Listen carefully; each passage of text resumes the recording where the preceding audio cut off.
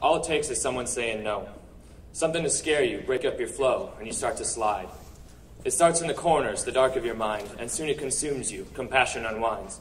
Fear becomes anger, anger becomes hate, and hate will dig in if you accept it as fate, but I reject that. I say there's too much beauty in the world, and I respect that. I say let's give peace a chance, and all we need is love, because when peace comes, it will not be on the point of a sword or the wings of a dove, but in 100 million hearts and their love.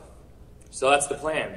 To love and understand. Thing is, I don't know if I can, because I see a beggar and I blame the man. He's that big faceless evil we all know and despise, and damn if it's easy to see through his eyes.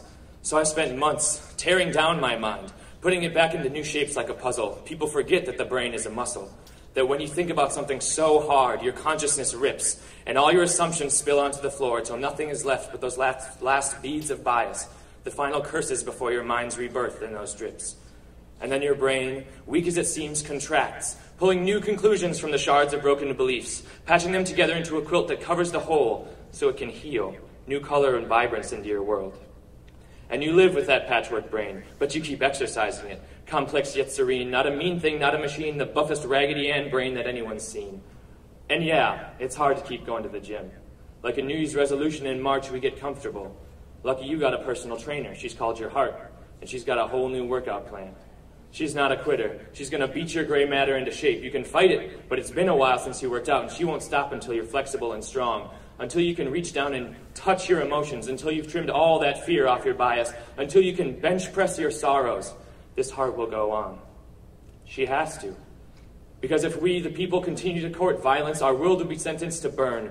Burn on a pyre born of the smoldering resentments of ages. Flare into an inferno that would put Dante to shame, but it will not be a purifying flame.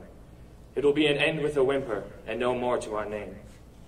And who will be there to give our cosmic eulogy? And what would they say? So pray, let love be the seed sown in the face of adversity, that it may grow into a sapling and an anchor for the vines of compassion and cooperation to wind around eagerly and inseparably. How about that as a metaphor for our lives? Because I love the sunrise when it crowns the earth at dawn, and I feel the rosy thorns of pain and joy in a bird's song, and I taste the love after fearing for so long. It is liberation.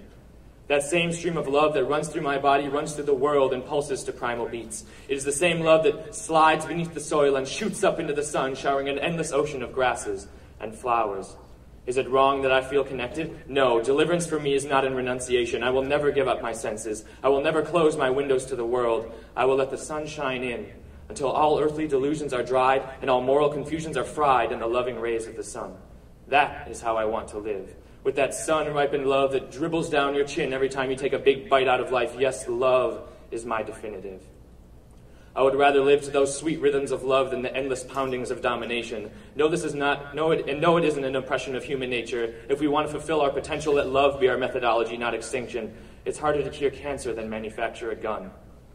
And if you think that love is the coward's way out, or you think that it's weak, go embrace the man who raped your friend, or your girlfriend, or your mother. Love takes a strength that fear's violence cannot muster.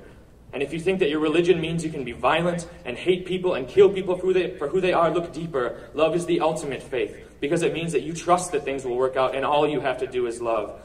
Christians and Jews, Muslims and Hindus, Buddhists, love is all you need. It wasn't just the Beatles. People have been saying it for thousands of years. Isn't it time we listened? Because I don't measure humanity by how many bones you can break, but by how many days you can make. Not by how quickly people get out of your way, but by how quickly they say hey, and how slowly they say goodbye. And yeah, there are good days and bad days. Sometimes it seems like no one wants your love, like love was your key and someone changed all the locks, like you're stranded at sea and they've burned all the docks. No, it is not easy. But on those days when the whole world seems cold, I put on that parka lined with hope, bow my head to the wind, and I dare to love.